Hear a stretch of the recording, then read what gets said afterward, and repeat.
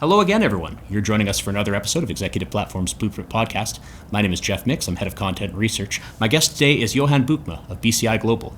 We're going to be having a conversation about site selection for manufacturing and supply chain operations, which, it's always an important conversation, and yet I feel like right now it is a very timely and important conversation, and I always enjoy speaking with the BCI Global team. Johan, thank you so much for joining me today. My pleasure. Thank you. Maybe we can set the scene a little bit. I mean, I know BCI Global has always been a leader in this space, but talk to me about what is changing recently in the site selection conversation. But of course, there's also going to be some fundamentals that are always part of the conversation. We can't forget the fundamentals. What is the lay of the land today? Well, to start off with, there's a lot of discussion at the moment about reshoring, decentralization, etc. And in some conversations, it looks like that's a completely new topic, but in fact it isn't, right? So that whole development, discussion, but also actual action taken by companies was already ongoing for a number of years, driven by completely other things than what's currently happening, for example, the tariff discussions. So, of course, also here at the conference, there's a lot of discussion about tariffs, but I hear a lot of people also say, hey, that's also kind of the real short-term challenge that we need to deal with. There's a lot of short-term firefighting going on at the moment, but it's also good to hear that people say, hey, we shouldn't forget the longer-term strategic picture, because this whole trend of how should we reorganize our footprints around the globe, where should we manufacture which product, how can we become more resilient to deal with this kind of disruptions in the future, and still stay cost competitive as well. That more strategic view needs to stay high on the radar as well.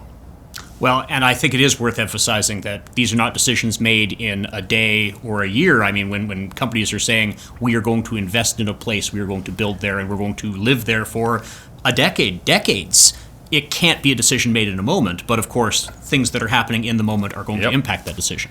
Absolutely. But that's also the reason why a lot of companies at this moment are just struggling with what to do, because they know that based on very short-term things happening, they cannot take those strategic decisions. So let's get into the actual conversation that you're having with clients. And we're not looking for you to name any names, of course, but there is a number of points that they're asking you for your input on when they're saying we want to expand somewhere. We want to maybe move a facility that is old in one area and start in someplace new. What are the factors that you're saying, well, you need to be thinking about this, you need to be thinking about this? Right. So first of all, I think it's good to make a distinction between more the strategic question. It's basically, where in the world should we set up anything new, or where should we close something? So that's more the strategic footprint question. And then after having answered that question, companies really get to the practical level that you are hinting at here. So when we come to that, real location selection, in our approach, we really look at the combination of cost, quality, and risk factors. And we truly believe that it's about the combination of those and the balance between those. So we don't believe in a methodology where the output is a ranking 1 to 10 and you need to go to location number 1. We don't believe in that, because we think it's always about the balance between cost, quality, and risk, meaning, you need to position locations in a matrix with cost on one axis, quality on one axis, putting risk in as a factor as well, so that the board of companies can really see, hey, this location scores really well on cost, so meaning it has really low cost, but hey, it also has a high risk profile. Are we willing as a company to take that risk? Do we have that risk appetite? Or should we rather, pay a little bit more, but in return get also a lower risk profile? I know incentives are part of the conversation as well, because there's a lot of jurisdictions, if it's a new car plant, for example, there are a lot of states and provinces and countries that say, we want you to do business with us, we'll offer you this and that. How does that factor into the equation? So that factors into the equation in the end in the final business case in a lot of projects. As independent consultants, our typical take towards companies is, or a typical message towards companies is, let's first really find out what is the optimal location, not taking too much incentives into scope, because you want to know what is really from a factual perspective the optimal location for us. And once you know that top 2 or top 3 locations, then start really negotiating the best incentives package that's available as kind of a cherry on the cake in your business case. Now, there are, of course, types of projects like really big semiconductor plants or really big automotive or EV plants, and where incentives can be so big, can be so attractive that it really weighs into the business case from the beginning. So there you take a different approach and almost start having incentives as one of the key factors as of the beginning of the project. But that's really an exceptional project. In the vast majority of projects, it's more the other way around. First, find out what's the best locations from a cost, quality, risk perspective, and only then start detailing out the incentives. I wonder if we could also talk about some of the workforce factors. So, I mean, there's the idea of do they have the education and skill set to do the work needed, but also is there a labor pool available? I mean, if it's an oversaturated job market where you're going and it's not likely to change anytime soon, that comes with its own risk. How does that factor in? Absolutely, and even I see a lot of companies turning it around at the moment. So because of the labor scarcity in many places in the world, we don't only do labor analytics in the case of new location selection projects, but we're also being asked a lot by companies that are already for decades in a current location. They want to keep growing in that location, but they feel that they're reaching kind of the end of what's available there in the local labor pool, what they can still get from the local labor pool. So we're running at this moment, both in the US but also in Europe and Asia, quite a lot of studies really investigating the labor market for companies that have been in that labor market already for a long, long time. They first want to see, hey, what do the models show? Can we still grow here from a labor availability perspective? If the answer is yes, great, then no location project coming up. But in many cases also the answer is growth is not possible anymore to the extent needed for the longer term, and therefore we now need to initiate a new location project. I remember in some of the earlier conversations I've had with you and your peers, there's been an ongoing conversation about regionalization. So the idea of we shouldn't have a global view where everything is built here and shipped around the world. Yep. Each continent or each side of a continent should have sort of a focal point. Is that still an ongoing trend, or is it a trend that is maybe even accelerating under current conditions? Yeah, so that is a trend. Certainly we see that in many of our projects as well, and I would also say that is one of the things that is certainly accelerated by the current conditions, because people see that even more now with all the tariffs, etc., a more region for region, or sometimes even local for local or country for country setup is the best way forward.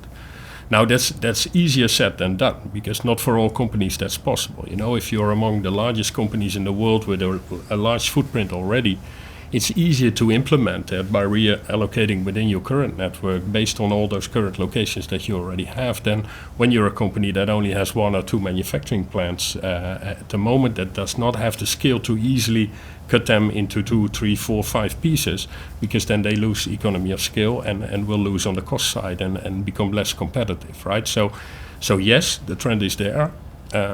Bigger companies certainly have opportunities in that. For smaller companies, it's a challenge to deal with that. So it's really analyzing very well what are the scenarios, what are the options, and what in the end, then I come back to cost, quality, and risk as well. What is in the end that analysis telling us?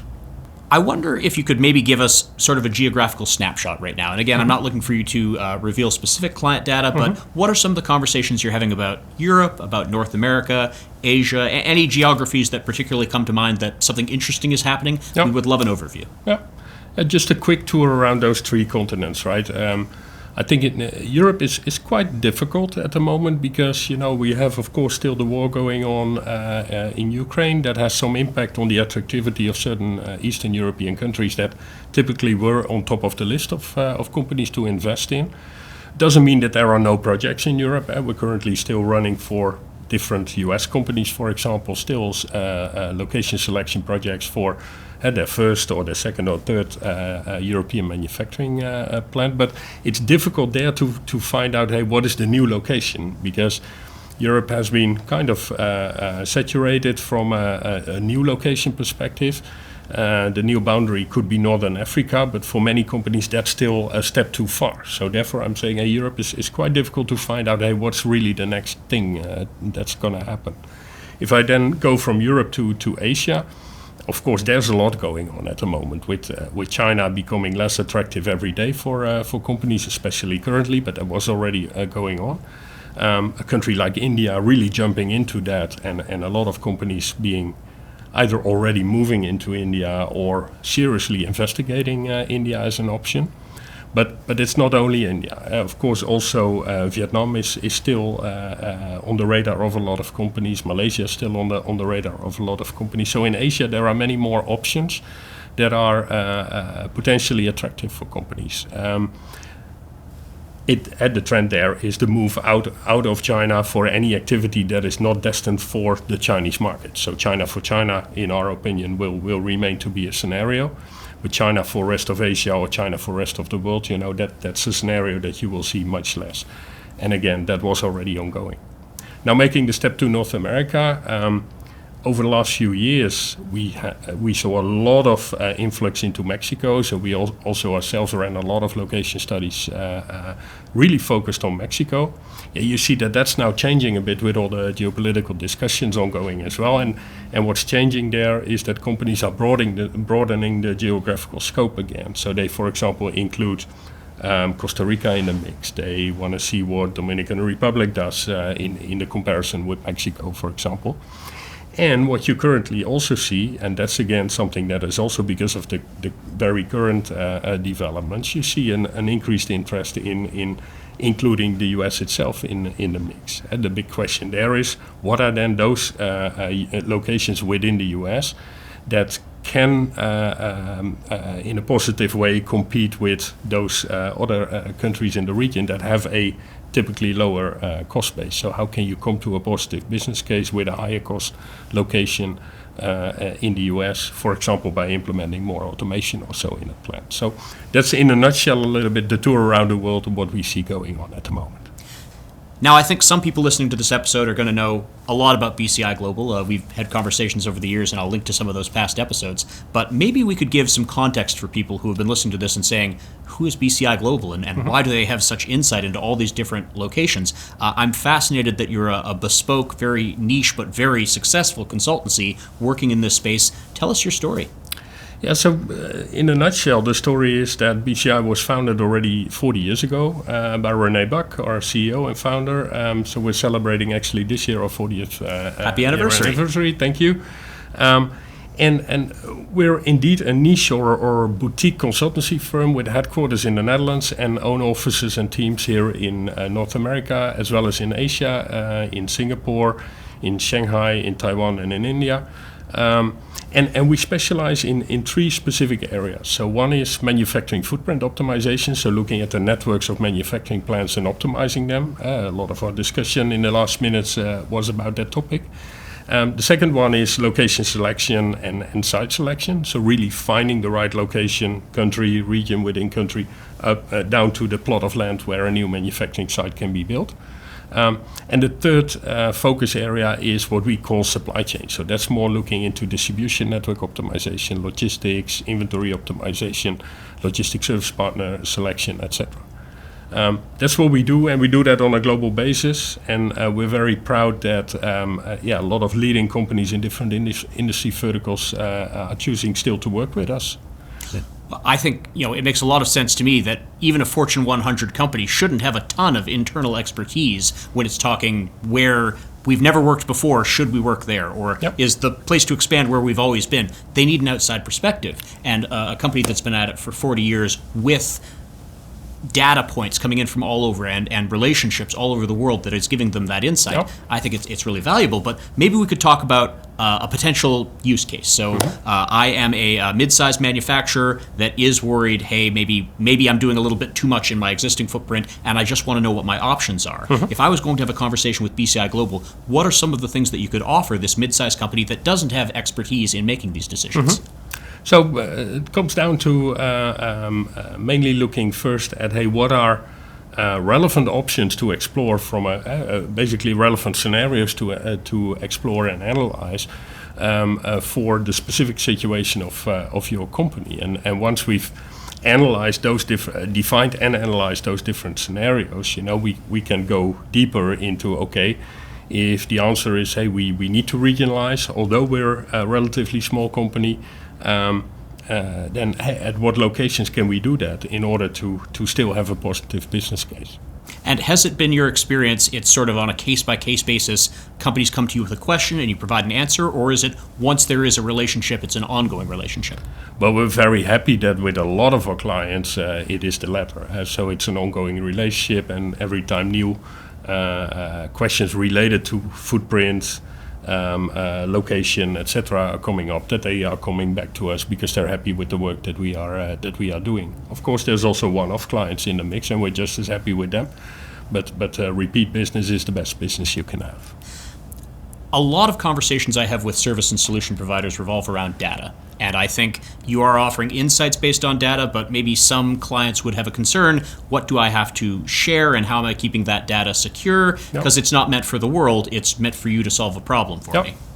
Yeah, so it's a good point and a fair point. So first of all, we try to only ask data that we really need for the project. So we're not asking the world. We are defining together with the client typically a data template at the beginning of a project that is really addressing the need for that specific question to be answered. So we're very focused there. Of course, we store data on secure servers, etc., like everybody needs to do nowadays. And I would say there, working for so many leading companies, never had an issue with that. So that should also show the credibility on that side. I would also be curious how often organizations that probably are tens of thousands of employees, maybe more, are saying, do we really need a boutique firm as a partner? Shouldn't we be dealing with maybe one of the big four accounting firms or something with a global footprint? What do you say to that?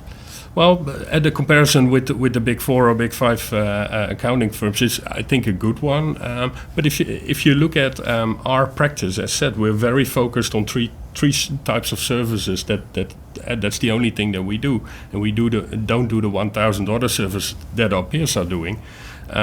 We are basically not so small on a global basis. We benchmark ourselves as well, and we are kind of mid-sized in the exact service that we do.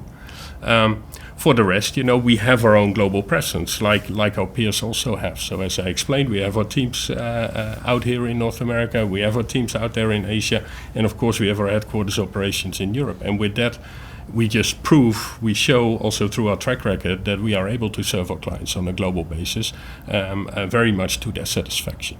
And that makes a lot of sense to me. So I guess that leaves the question for manufacturing and supply chain executives who have been listening to this, and they may have some questions for you. What is the best way to get in touch?